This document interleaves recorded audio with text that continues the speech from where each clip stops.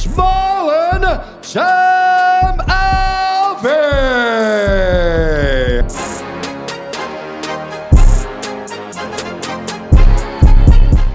Hey guys, welcome back to Smoke MMA. Today I'm joined by the owner of the UFC's biggest smile, Mr. Smiling Sam Alvey. I'm sorry about that. How's it going, Mr. Alvey? Oh, thank you so much for having me on, my friend. No, thank you so much for doing the interview. Oh, it is my pleasure. I love doing these. So how's it going? Doing real well. I'm in Boise, Idaho right now. I've got my boy Chase Peel. He's fighting tonight.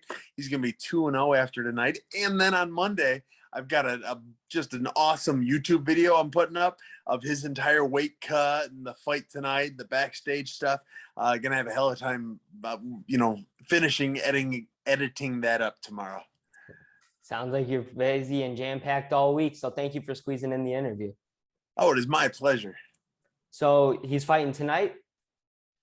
He's fighting tonight. Y'all can watch on Flow Grappling. Flow Grappling, got it. There's also the fight between Costa and Vittori tonight, and you've had some pretty strong words to say about that one on TikTok. Yeah, Costa, I've lost all respect for him. He's going to disrespect my sport and Marvin like that. I mean, I've heard that he showed up to fight week at 230 pounds, which is, I mean, it's ridiculous. I know he's a big middleweight, but he didn't even try to make weight. Then he agreed to a catch weight of 195, to like 6 hours later say, yeah, but I'm not going to do that either. What a sack of crap. And for pardon my French, but that's just, it's so disrespectful. Yeah, I agree. Then he's only losing 20% of his purse tonight. Do you believe that's too little of an amount?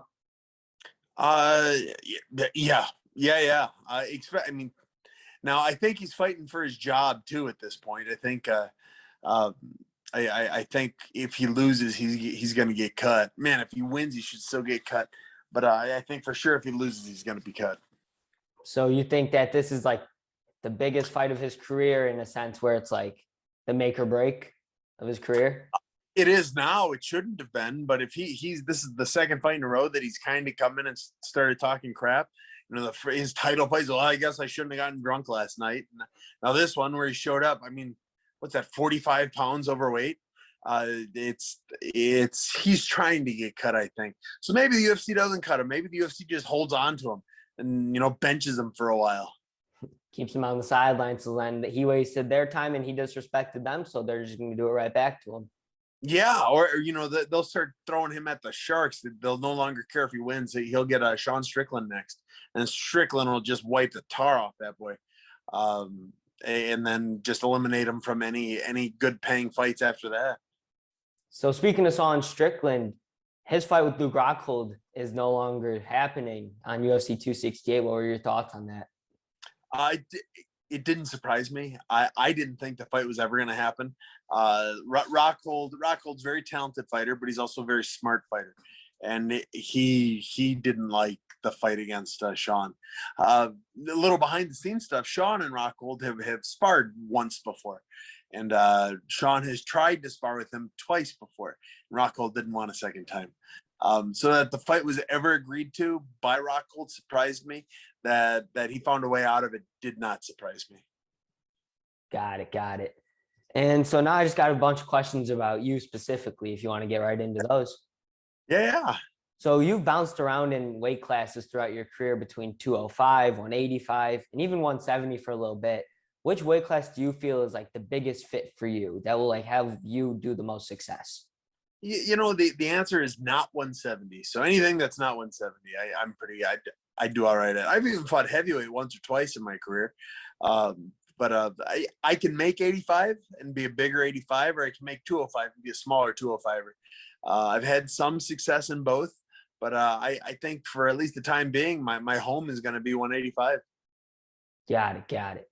And then speaking of like MMA and everything, and you were saying how it's your sport, what exactly got you involved in MMA? The Ninja Turtles and Jackie Chan.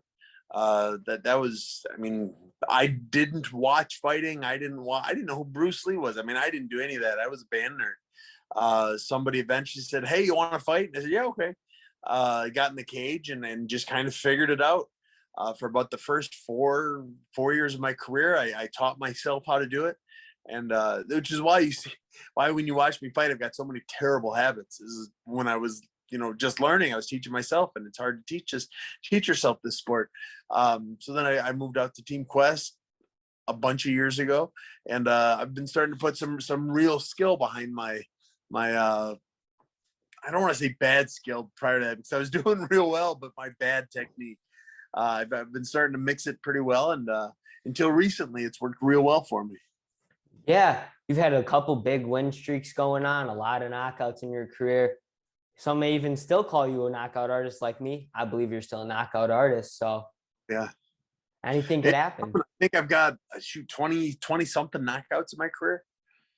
Yeah, something like that. I was reading the stats. It was a big number. I was like, oh my God, I knew he had a lot of knockouts. I didn't know this many. And those are the only ones that were reported. I'm 6-1 or 7-1 in professional Muay Thai, and then I've got my amateur fights too. And I might be over 30 knockouts total. But just professional MMA. I think I'm at 20 or 21. Got it. And then so you brought up how you were a bit of a band nerd back in the day, but to me it looked like you were a jack of all trades, because you were playing some football, you were doing some wrestling, and you were doing all the trumpets and everything. So out of all of those, do you still do any of those on the side? No. I mean, I still have my trumpet, and I'll pick it up and tune on it every now and then. I used to be able to play for hours. Now I can play for minutes before I burn my lips out. Wrestling, I only do that if, in wrestling class, wrestling practice, but even then you're allowed to punch most of the time. And football, I never really played. I played my junior year of college. I played football. This is the only year I played. And I just kind of went out there and got my butt kicked. I mean, I was just playing football with a bunch of people that played football their entire lives. And I just it was one season of just getting dropped every day. That's fine. It's a learning experience at the end of the day. It all helps you move forward. I learned I wasn't any good at football. And then next so you seem to be fighting quite often, 2 to 3 times a year is what I've been noticing. Do you feel like, because you're always in training camp, do you ever feel like you're overworked in a sense? No, I love what I do. I love that I get to do it. I love how often I get to fight. I'm going to be training no matter what. I might as well have a payday at the end of my training. Got it. And so you have a very strong social media presence where you interact with your fans a lot. And then you keep like a healthy thing going where you put out content and you just connect with the fans. Do you feel like that's one of the things that makes you such a valuable asset to the UFC? Absolutely. And I'm surprised more fighters don't do it. I understand that at the end of the day, what I have isn't a skill that really helps anybody. It's not a skill that is going to cure cancer or prevent traffic tickets or help children. It's a skill that entertains people. And it is a skill. I mean, it is definitely a skill. Most people don't have a skill like this. But at the end of the day, it is because it's an entertainment kind of job. I am so grateful for each and every one of you that tune in to watch me fight. And if the least I can do is talk with you in these podcasts like this, or talk with you on social media, I am happy to do it. I owe my current lifestyle, my current career, my current, I call it fighter fame. Because I'm not famous, but I'm fighter famous, which isn't that famous. But the fighter fame that I do have is because of my fans, because of the fans of the sport, and the people like you. So I try and give back as much as I can whenever I can. And certainly we all appreciate it. I got a lot of people who are texting me like, you just did this interview with Terrence McKinney. You got to get one with Sam Alvey. He's the best person you could do it with. He's got the best attitude. You got to go do it. So I did, and here we are. Yeah, here we are. And then we got, with having so many fights in your professional career, I think it's like 50 now. Which fight pushed you the most physically and mentally? If there's like a specific one. Yeah, so mentally, I don't really have an answer for it. I don't know that any fight really pushed me mentally. At the end of the day, I go in there and I punch people. It's your instinct. So I'm like Goku with my ultra instinct. But as far as physically, My first professional loss, which was, I don't know, a bajillion years ago, was against a guy named Caleb Nelson. And we beat each other up for 3 rounds. And he ended up winning. But at the end of that fight, I was more beat up than I have been in any of my fights since or before. It was a mutual ass kicking, pardon my language, butt kicking that Don't worry about it. we gave each other. And it was really a fight that made me say, okay, it's my conditioning, I thought it was good, but it needs to be better. And since that fight, I've never been tired in a fight. I've never I make sure I'm never tired and make sure I can always keep going. Because I never want to feel like I did at the end of that fight ever again. Yeah. Do you believe that was like the biggest impact on your career? Like it taught you the biggest lesson? I don't know if I have a fight that's taught me a big lesson. I don't know. I'm not sure. I try and take something from every fight, but I don't know if there's one fight that's really just given me that true lesson that I'll never forget. Got it. And so you've been in the UFC now for, I think, 14 years. What has it been like working with it not 14 years? I've been in the UFC for a little more than 8 years. Oh, that's my bad. Sorry. I've been fighting for 14 or 15 or 16 years, somewhere in there. Got it. That's my bad. Sorry about that. No, that's all right. Well, what has it been like working with the UFC for so many years? So I'm one of the fighters. I fought forever, and I fought for Bellator before Scott Coker, so it's still Bjorn Rebney. Yeah. I fought for the MFC. I fought for every small King of the Cage. I fought for a lot of people, and they were all good. But the UFC it goes above and beyond. It's a level of respect that they give us that no other organization has been able to match. They care about us. They truly do. They go out of their way to try and help us with our specific needs. Me, I've in my adult life, I've never lived near my parents or really any of my family. And I have a very big family. I've got a lot of kids. And so even when my kids were just arriving on the scene, my wife's my chief corner. We'd go to every fight with my kids. So we'd have 1 kid, then 2 kids, 3 kid, 4 kid. And the UFC has gone out of their way to watch my kids for me as I fight.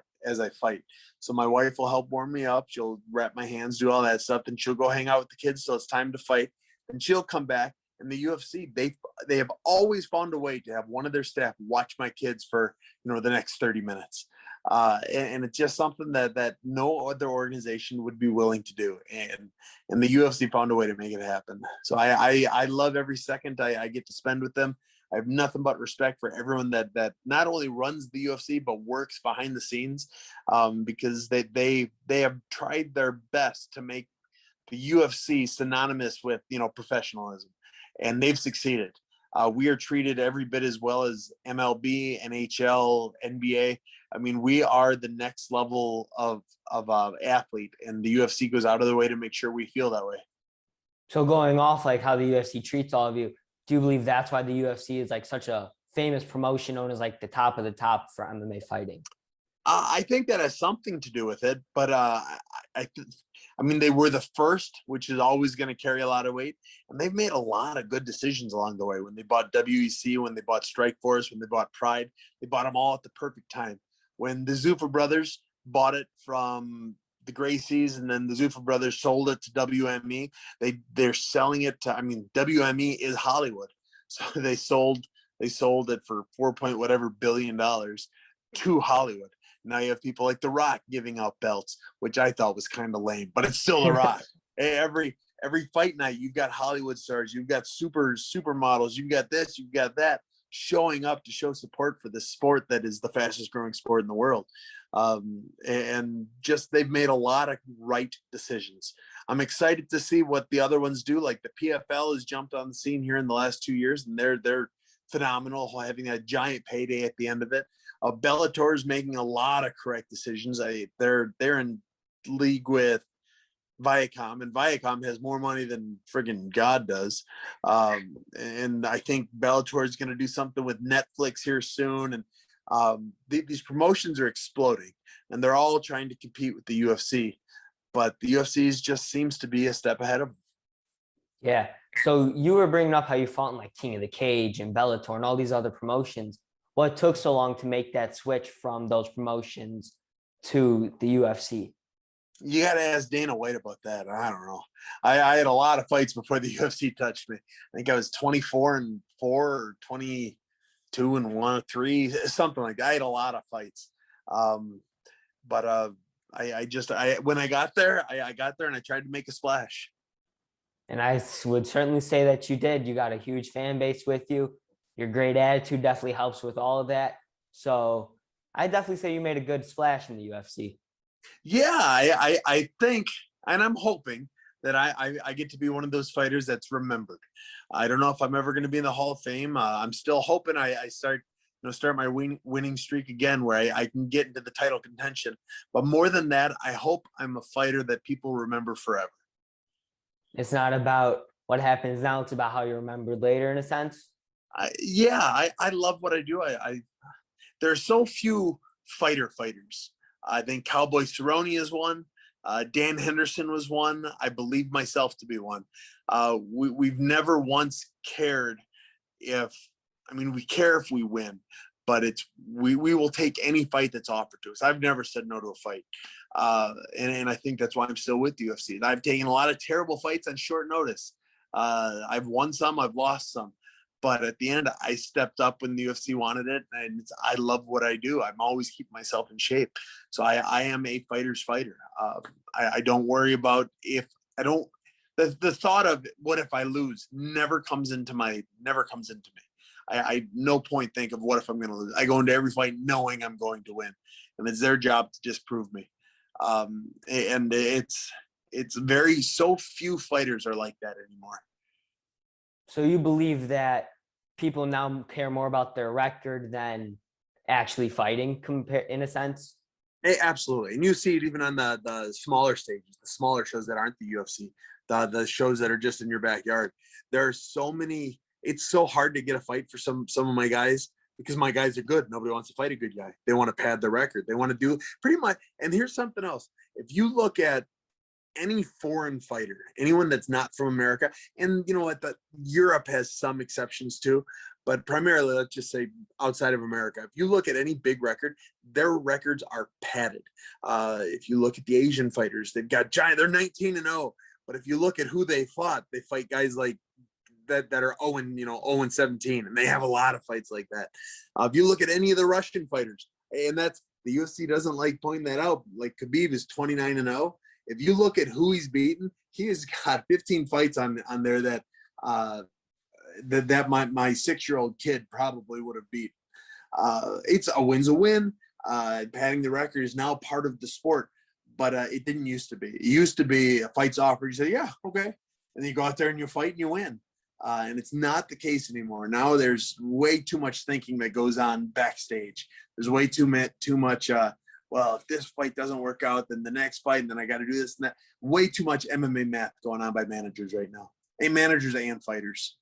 Yeah. So do you believe that's one of the biggest problems in the sport right now, is people not wanting to fight each other? I think the biggest problem in the sport are the judges. And I don't think there's a close second. I think the judges are all terrible at their job, and I can't wait till they're all fired and replaced by people that know what they're doing.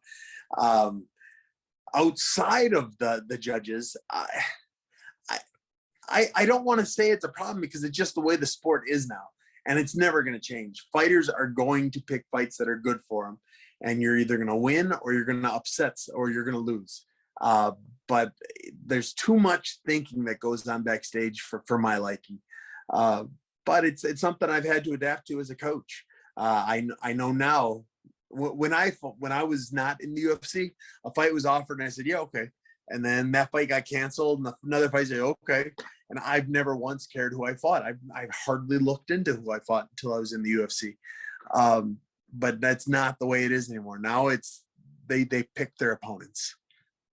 Yeah. A lot of people, even Terrence McKinney, he was bringing that up, how a couple of like the current top contenders, they were looking for who's the top contender that's on their way out, and that's who they want to fight to get to the top. Do you believe that people should go for who's the best and not who's the easiest to set a name for themselves? it's a hard question to answer, because if you want to make a great name for yourself, fight chumps and win. Fight chumps and win. And the MMA fans will accept you as a fighter when you're beating people that you should beat. If you wanna impress me, fight fights you shouldn't fight, and then win. That'll impress me. Accepting the fights that don't make any sense. Sean Strickland is probably another fighter. He's just he's a guy. He will fight anybody. He will train with you, and he and we're good friends. He is my best training partner. But if we got a call from Dana White tomorrow saying, "Hey, you want to fight Sean? Hey, Sean, you want to fight Sam?" Both of us say, "Yeah, let's do it." And then both of us talk shit to one another. Pardon my language. We'd both talk trash. Yeah, I'm gonna whoop your whatever, and say, "Yeah, I'm gonna poke you in the." There's just few people that are like that anymore. And at the end of the day, you don't have to impress, Smiling Sam. You gotta make the fans like you. Got it. And then the next question I got is, sorry about that. Obviously, right now you're in a bit of a rough patch, losing your last few fights. So do you believe that your next fight, whenever it may be, is going to be a very high risk situation? Or do you believe that win or lose, the UFC will still keep you because you say yes to every fight that's been offered to you? Like, you've made a good impression to Dana White, to the UFC, to everyone. Do you believe that that's why you would still stay, even win or lose of this fight? I will say that if I lose my next fight, which will not happen, if I lose my next fight, there's no chance that the UFC does not cut me. There's no chance. Now, I've also said that for my last 2 fights, and they've still cut me. So you got me. Now, with as humbly as I can say it, if you look at my last 4 fights, I believe, or if you look at my llast 5 fights, I believe I've won 4 of them. I think I've been screwed a couple. I know I have been screwed a couple times. But if I say I've been screwed, it turns into, well, he's making excuses. You finish fights instead of relying on the judge. Yeah. The judges are terrible at their job, and I tend to continuously be on the wrong side of it. So I got to start. I got to find the way to finish again. My next fight, I don't consider it high risk because I know the outcome. If I lose, I'm cut. So I'm going to go out there and just do what I can do. I'm going to put on the best show I can. I'm going to go out there. I'm going to knock this boy out, whoever it is. And I'm going to make sure the UFC has no choice but to keep me around for another contract. Got it.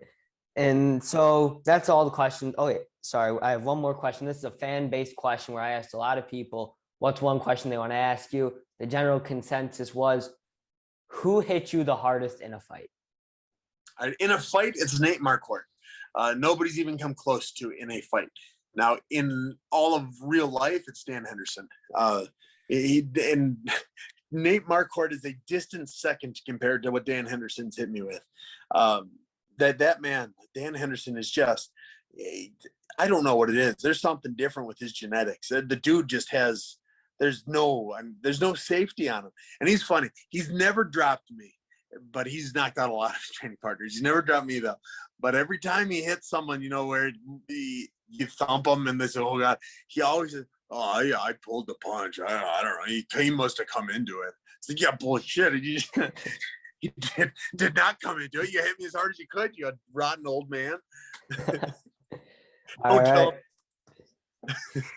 Then, so since I'm done with the questions, I have a game I like to play called 10 and 10, where I list the top 10 contenders, so number 9 through the champion of your current weight class, and then you just give your thoughts on them in about 10 seconds or so. But obviously, if you need more time, you get more time. So would you like to play that game? Let's do it. All right. So starting out number 9, we're going to go with middleweight. Number 9, we got Kelvin Gastelum. Kevin Gastelum is a fantastic fighter. He's a guy, he's put on so many good fights. I think he should be 170, but he's had some success at 85, so I don't blame him for staying there. And then we got Darren Till. Darren Till, love him. He might have a better social media presence than me. He's been kicked off of every platform he's been on, and then he eventually gets his account back.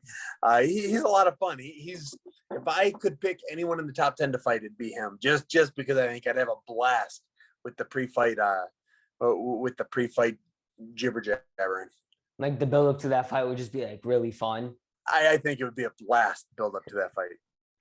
Then we got Sean Strickland.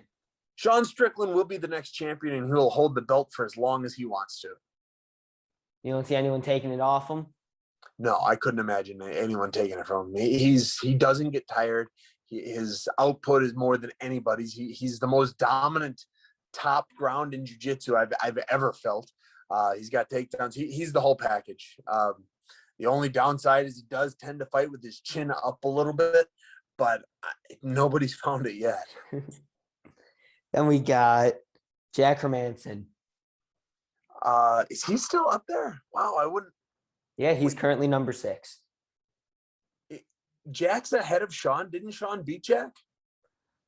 I'm not too sure off the top of my head, but right now on the current rankings Jack. for middleweight, he's number 6. Yeah, we'll take it. Yeah, Jack's good. I could have sworn Strickland beat him fairly recently. Isn't that the one where he was yelling, "Come on, Jack, let's do this, Jack"? I thought so too. Yeah, whatever. UFC does what the UFC wants. He's a lot of fun. He's a good man too. Then we got Marvin Vettori. Marvin, I've trained with him once or twice. He's good everywhere. Good output. He lets his head get ahead of him sometimes. I mean, he lets his emotions get the better of him sometimes. But he's done pretty well at correcting that, I think. I think so too. Then we also got right ahead of Vettori, we got Derek Brunson. Derek Brunson, he's overlooked. I fought Derek Brunson. He beat me up, the rotten bum. But he was a good guy before and after. I always enjoy his fights. I never know what to expect when he fights though. Then we got Jared Cannonier. Oh, he's a scary man. He's massively strong too. I can't believe he made middleweight. He was a big heavyweight, and then he's a big light heavyweight. Now he's a giant middleweight. A fight between him and Derek Brunson has been rumored for UFC 270. How do you think that one would go down? Ooh. I think I would take Brunson in that, but it's not based on a whole lot. Brunson's fast, and Cannonier's not particularly fast. Yeah. Will you say he's slow because he carries a lot of power, or that's just how he was built from being a heavyweight? I didn't say it was slow. I just meant that Brunson's fast.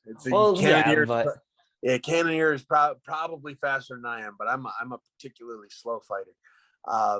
Now Brunson's just a fast middleweight. He's got some power and some speed in those hands. Then we got Paulo Costa coming in at number 2. Paulo Costa, the most disrespectful fighter in the middleweight division. I hope he loses. I hope he gets cut. It really bothers me how he missed weight so badly this time. Yeah, it bothered a lot of people, even a lot of reporters. When the topic brought up, they just laughed because he came into fight week very heavy, and then he did a face-to-face like over the internet with Marvin Vettori, where he said, "What weight do you want to fight at?" As if there was no weight already set. Yeah, so, he's full of something. I don't get it. I hope Vettori whoops him. And then we got Robert Whitaker. Whitaker is one of my favorite middleweights. I've met him only one time. Very, very nice guy. And I would love to see him get his title back. I don't know if he's going to do it. I hope he does, though. I love watching him fight. And then the current champion, Israel Adesanya.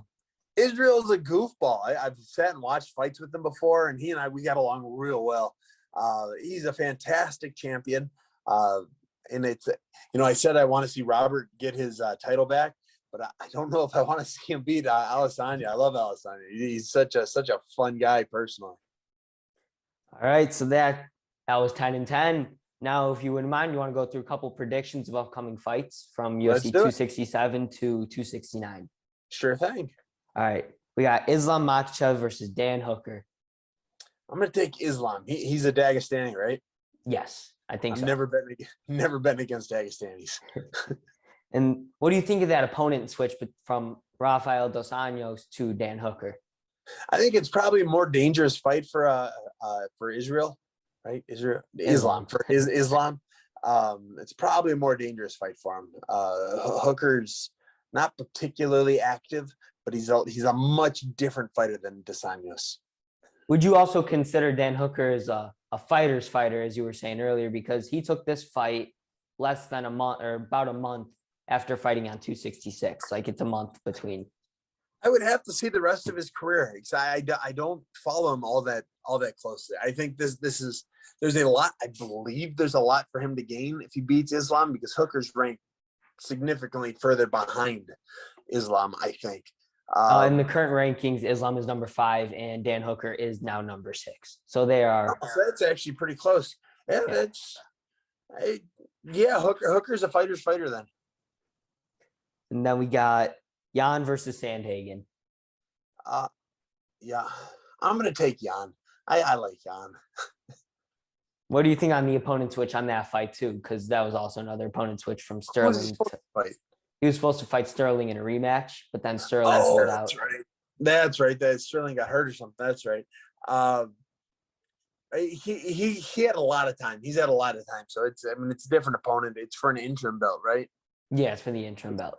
I hate interim belts, but I suppose if there has to be one, this is a fight that deserves one. Now, a lot of people were saying that they would have preferred TJ Dillashaw in Sandhagen's place, but TJ Dillashaw is coming off of surgery. So do you believe that the winner of Sandhagen versus Jan after the title fight, like whoever wins fights for the title next, but after that, do you feel like the winner of the title fights TJ Dillashaw? No, TJ was the champion because he cheated his whole career. I like TJ. I don't know him well personally, but I know people that know him well, and they say he's a great guy. He said the cheating, he didn't have to cheat, but he cheated. His career is based off of cheating. I could see him getting a title fight again, but I want to see him earn it. I want to see him earn it honestly, fairly, and without any cheating. Now, what were your opinions on Dillashaw versus Sandhagen? I didn't see the fight. Did they fight? Yeah, they fought back in July. Yeah, and I didn't see it, but I read everyone said it was real close and it could have gone either way. But I didn't see it, so I couldn't have a good opinion on it. Yeah, it was a very close fight. It ended up being 48-47 each fighter. Then the decision going to Dillashaw in the end. Okay. So that's how that one played out. And then in the main event to UFC 267, we have Jon versus Glover. I love Jan.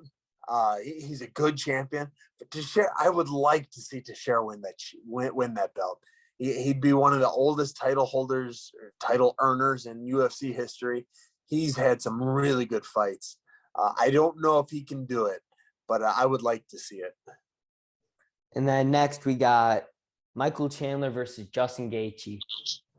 So I'm torn on this one. The gym I think I'm going to primarily train out of for the first part of my next camp is Nashville MMA, which is actually owned by Michael Chandler or partially owned by Michael Chandler. So I'm kind of on his team. And I met him once, a real nice guy. We've spoken a few times. It seems like a nice guy.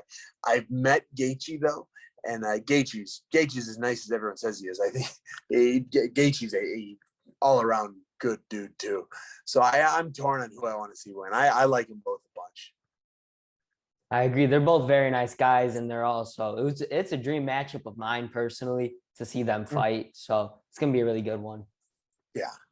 Then we got Rose versus Zhang, the rematch. Let's go Rose. I'm going Rose all day. I'm upset that they gave Zhang rematch so quickly. I don't think she hasn't done anything to earn it. She lost the belt, and now she gets another shot. Now I understand there are no women in the division, so you kind of have to go where you can go.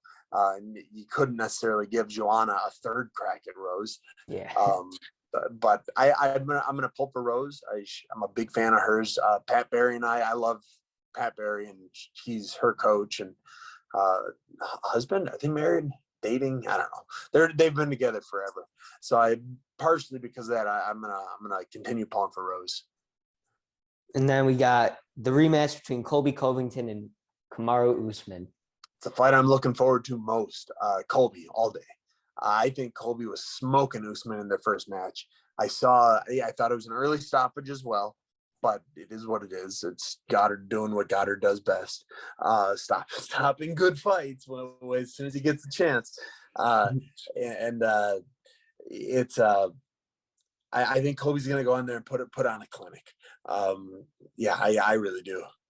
Do you see this fight being close at all, or do you feel like it's just going to be Colby domination throughout? I think it's going to be Colby domination throughout. He's so much faster.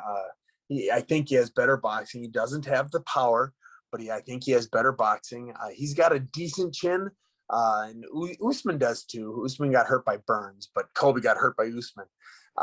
And then who uses the wrestling more? The first fight, I kind of thought they were both going to wrestle more, but they never used it.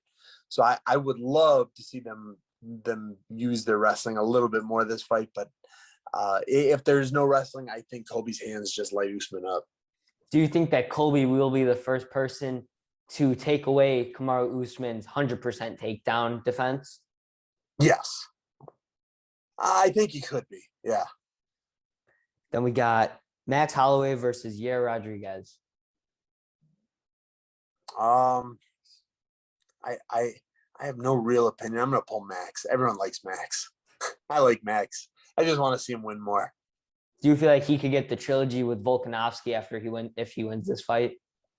Would it be a trilogy? I mean, he lost twice, right? He lost twice. The first one was a wider decision. The second one was very close, though. Second one, a lot of people argued with.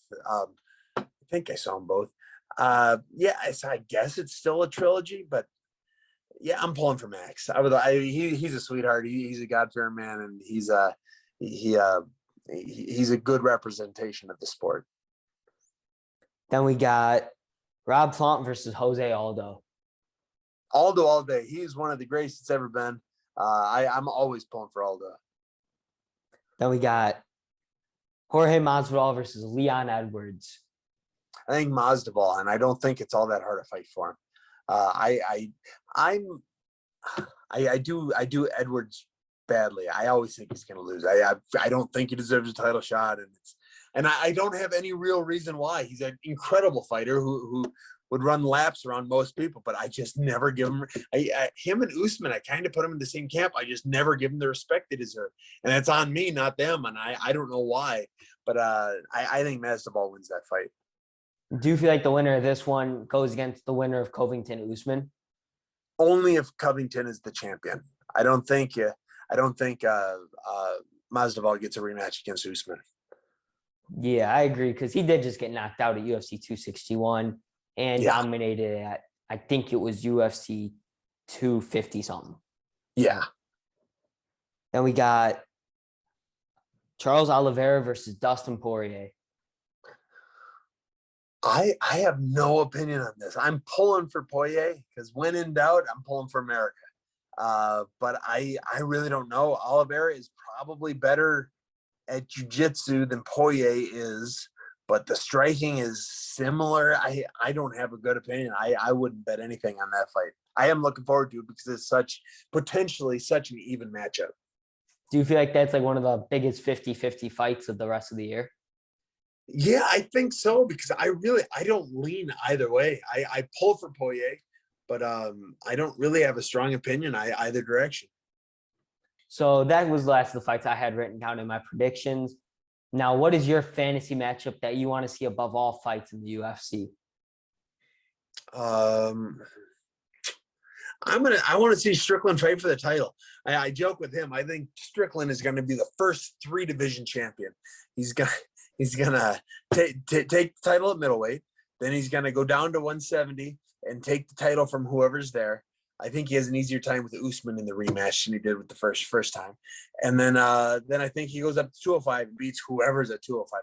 That Strickland, he's trained with a lot of 205ers because Strickland fights hard. He trains hard. People don't like sparring with him because he goes hard. But he beats the tar out of 205ers.